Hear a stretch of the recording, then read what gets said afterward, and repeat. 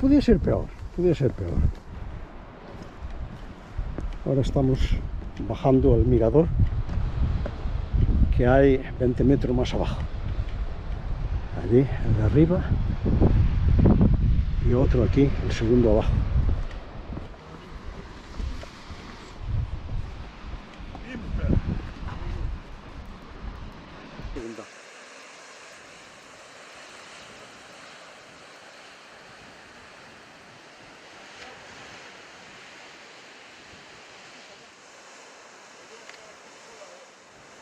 Espectacular, aquí el doble de altura.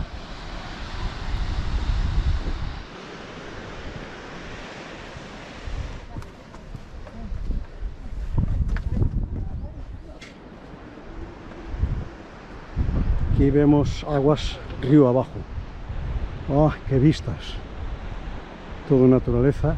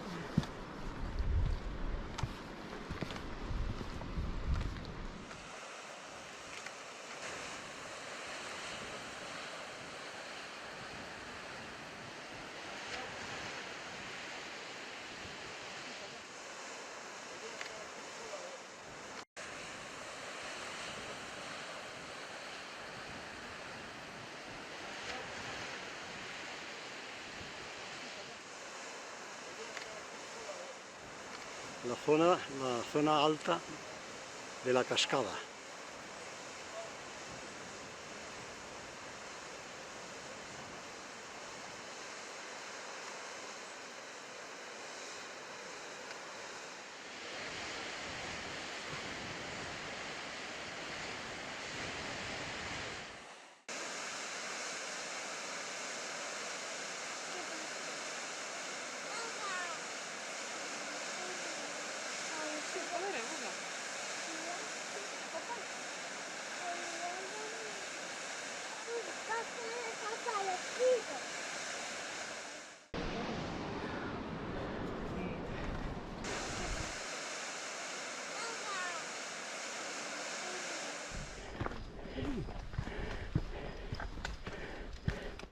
Este es recorriendo el camino de regreso hacia el aparcamiento.